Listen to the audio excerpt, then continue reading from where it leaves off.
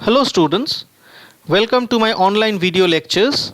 Myself Dr. Shubhendu Majumdar, Assistant Professor in Zoology of Shibpur Dinabandhu Institution College. In this lecture, I will try to explain how karyotype is prepared from a photomicrograph. This process of karyotyping is usually done by cytogeneticists and this requires enough experience and expertise.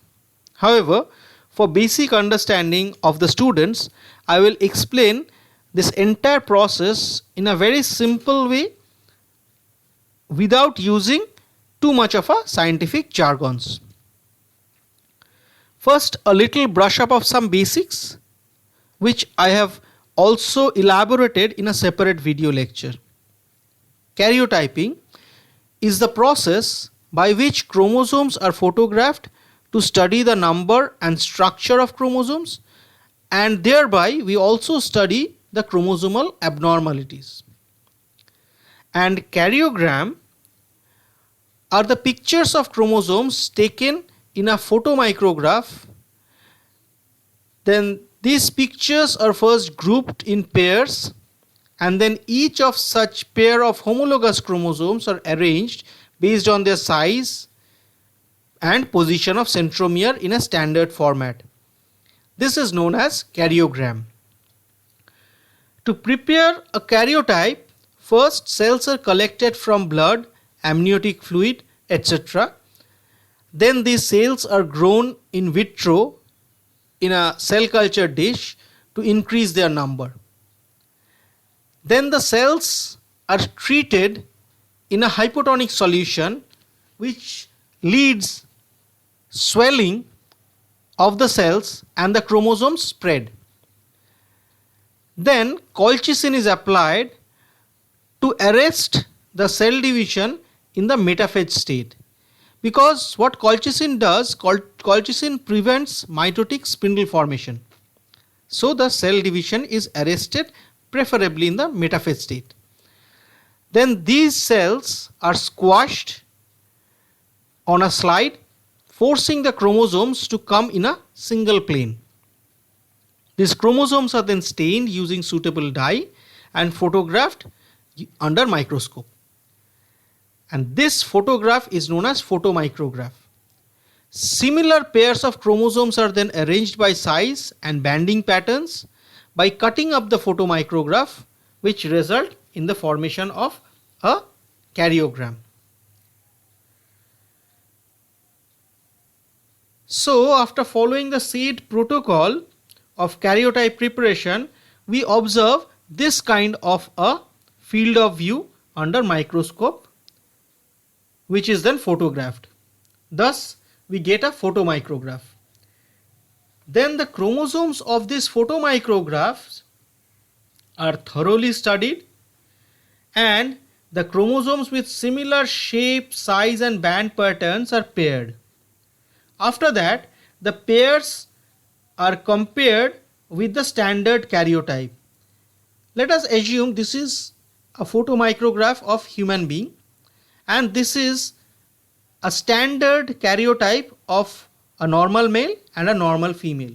So if we compare this photomicrograph with this one, once the chromosomes are paired, then it becomes easier for us to understand which chromosome is actually, to understand the chromosome number. So then we assign the number of the chromosomes, and finally based on this number of chromosomes, each homologous pairs are arranged, which give us the final karyotype, which is this one. So let me demonstrate this process once again. Assume that this is a photomicrograph of the chromosomes obtained after following the standard protocol. Here you can see all the chromosomes are there. Now, first objective should be to find out the pair of similar chromosomes based on the shape, size, position of centromere and band patterns. Now let us do it ourselves. Here you can see I have tried to find out the similar chromosomes and assigned them a alphabet and marked them with similar alphabets. Like these two are similar, so these two I have marked with A, this one is B, this one is B, and in this way I have marked many chromosomes. In this way we need to actually find all the pairs. Here I have left a few, like you can see I have marked A, then B, this one is C, similar to this one is this, so these two are C, then D. Why A, B, C, D, E? Because here we don't know the chromosome number. Here, based on the similarity of the structure, we are pairing them. Now, after this one is done, then these chromosomes need to be, these chromosome pairs rather, this B and this B, we'll cut them and we'll put them side by side. Then this homologous pair will be compared with a standard karyotype of the same species. Then doing this, we can identify which chromosome is represented by this B alphabet. Then we'll put the number that say this is chromosome number 2. And once we form all the pairs, we'll arrange them basis like A, B, B, C, C. Then by comparing with a standard karyogram of the same species, we will assign number to the chromosomes, that which chromosome is actually represented by this B. Say it is chromosome number 2. So it will be placed at the second position. And in this way, once we arrange the entire chromosome, we get this kind of a final product.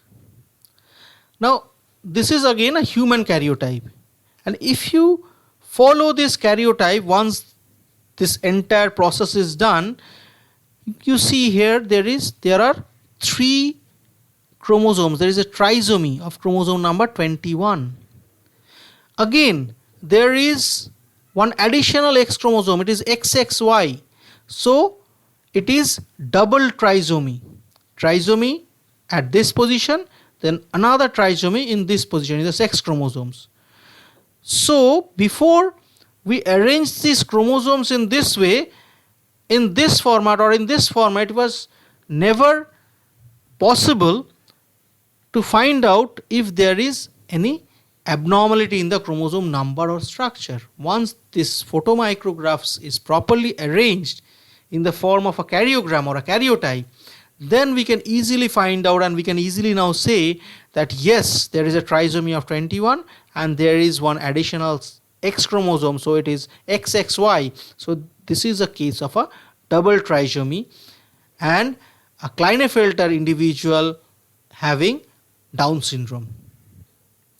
This way, all kind of aneuploidies in all species is actually identified by preparing this karyogram.